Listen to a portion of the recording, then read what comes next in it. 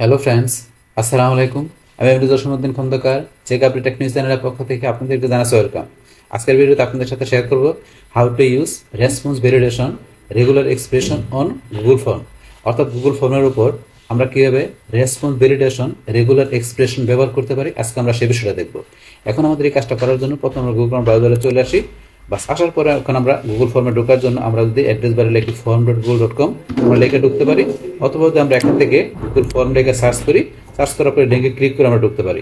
তাছাড়া যদি আমাদের জিমেল অ্যাকাউন্টে সাইন ইন করা থাকে তাহলে আমরা এই যে গুগল অ্যাপসে আসার পরে আমরা যদি নিচ দিকে আসি, আসার পরে এই যে ফর্মে ক্লিক করে আমরা সরাসরি গুগল ফর্মে আসতে পারি। বাস আপনি একভাবে আসলে হবে, আমরা একাধিকভাবে আসতে পারি। বাস আসার পরে এখন আমরা কাজটা করার জন্য আমরা একটা ব্ল্যাঙ্ক ফর্ম নিচ্ছি। বাস ব্ল্যাঙ্ক ফর্ম নেওয়ার পরে এখন আমাদের এখান থেকে কি করতে হবে, প্রথমে আমাদের ফর্মের নামটা দিতে হবে, বাস তারপর ফর্মের ডিসক্রিপশন দিতে হবে। তাহলে এখান থেকে যেহেতু আমি এখানে রেসপন্স ভ্যালিডেশনের বিষয়টা করবো, তাহলে এখানে ধরুন আমি জাস্ট কিছু লিখলাম রেসপন্স ভ্যালিডেশন। কোন ভ্যালিডেশনটা করবো আমরা? Regular expression. রেগুলার এক্সপ্রেশন এই ভ্যালিডেশনের বিষয়টা আজকে আমরা দেখবো। তাহলে এখন আপনি এইভাবে টাইটেল নামটা দেওয়ার পরে এটা আপনাকে সিলেক্ট করে আপনি এখান থেকে বোল্ড, ইটালি, আন্ডারলাইন, তারপরে লিঙ্ক দিতে পারেন, তারপরে ফরম্যাট রিমুভ করতে পারেন। এখন তারপর এখান থেকে বলছি আপনি যে ফর্ম করেন না কেন সেই ফর্মের ডিসক্রিপশন লিখবেন। লেখার পরে সেম ভাবে টাইটেলের মতো আপনি ডিসক্রিপশনও সিলেক্ট করে আপনি এখান থেকে বোল্ড, ইটালি, আন্ডারলাইন এগুলো করতে পারেন। বাস তারপর এখান থেকে আমাদের কাজটাকে এখান থেকে কোশ্চেনগুলো সেট করা। তো এখান থেকে ধরুন আমরা এখানে যে কোশ্চেনটা দিব তার জন্য আমরা কি করব, আমরা এখান থেকে বসে যে রেসপন্স ভ্যালিডেশন দেবো, সেটা কি রেগুলার এক্সপ্রেশন ভ্যালিডেশনের বিষয়টা দেখবো। এখান থেকে ধরেন আমরা যদি এই অবস্থা থাকানোর সময় আমরা যদি এই যে এখানে আসি, এখানে কিন্তু আমাদের কোনো ভ্যালিডেশন অপশন নাই। তাহলে আমরা এখানে যখন লিখবো তখনই আসবে।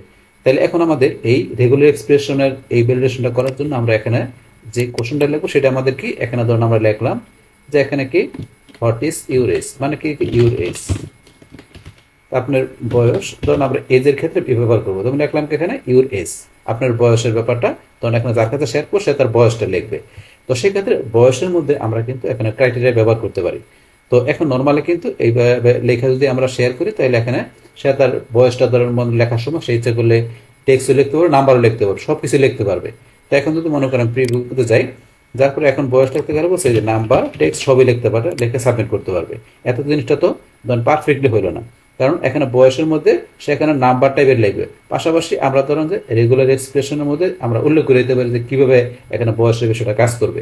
তো আমি দেখাচ্ছি বিষয়টা কি। আমি এখানে আসি, আসার পরে ধরেন আমরা এই যে এখানে যাই, এখানে ধরেন আমরা যাবো, যার পরে যে রেসপন্স ভ্যালিডেশন আসি, বাস তারপর এখান থেকে আমরা এই যে এখানে আসলে আমাদের এই যে রেগুলার এক্সপ্রেশন। তো রেগুলার এক্সপ্রেশন ছাড়াও এই যে নাম্বার, টেক্সট, লেন্থ, তো এই প্রত্যেকটা এখানে যে আমাদের ভ্যালিডেশন আছে, তো এই ভ্যালিডেশনের উপর কিন্তু আমার চ্যানেলে আলাদা আলাদা ভিডিও দেওয়া আছে, চাইলে আপনি সেই ভিডিওগুলো দেখতে পারেন। তাহলে এখন আমরা এই রেগুলার এক্সপ্রেশন বিষয়ে দেখার জন্য এটা ক্লিক করলাম।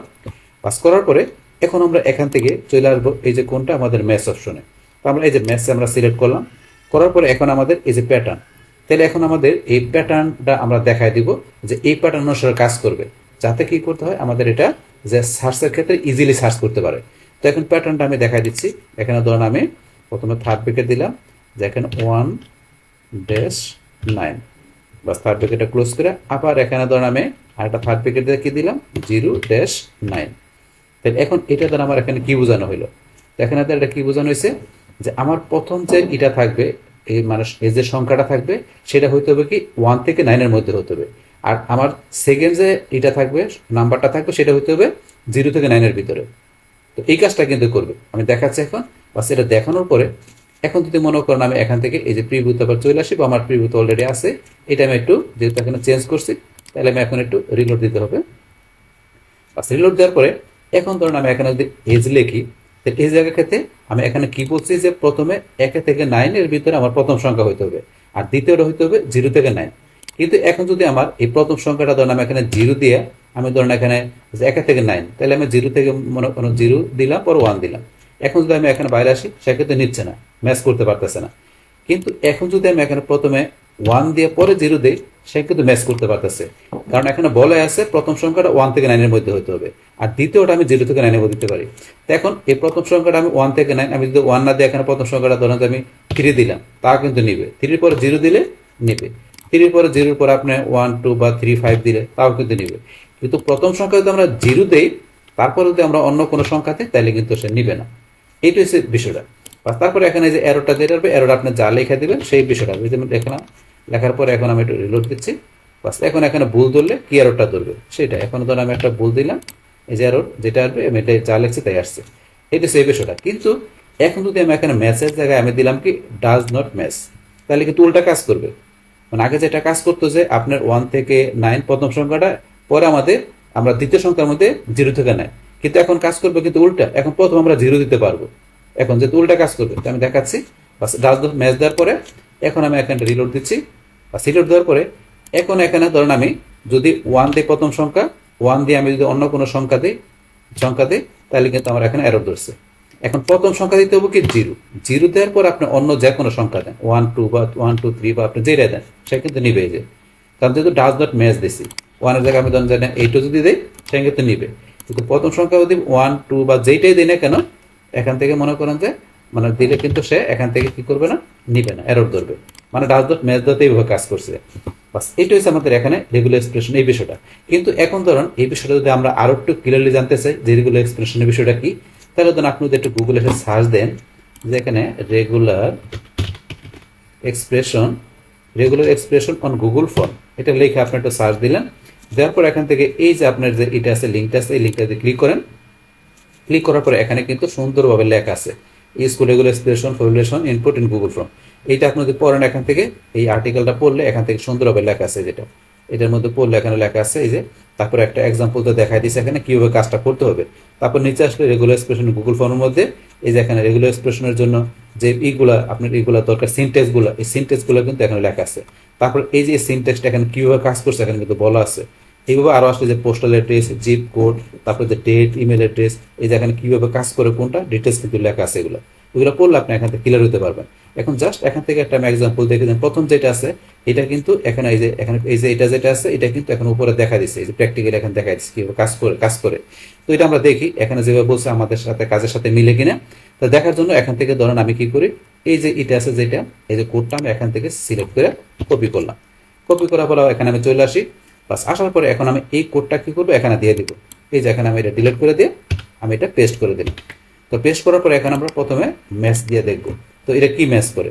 তো এটা কাজ করবে কি, এখানে কি বলছে এটা কাজ করে এখানে যে এখানে কি কাজটা করবে যে এখানে এই যে এখানে যে সালটা এখানে যেটা বলছে এখানে যে সালের রেঞ্জটা হবে কি যে 70 থেকে 96 এর ভিতর রেঞ্জ হইতে হবে। 70 এর আগে হওয়া যাবে না, 96 পরেও হওয়া যাবে না, এখানে এটা বলছে বিষয়টা। তো আমি দেখাচ্ছি এখানে। তো বাস এখানে আমি এটা দেওয়ার পরে এখন তো এররটা কি হবে, এররটা ধরুন আমি এখানে আসলাম জসিম, বাস আমার নামটা আগে পরে যা আসুক বাস এটা দিলাম, এরর আসবে যদি 70 এর আগে বা আমরা 96 পরে দিই।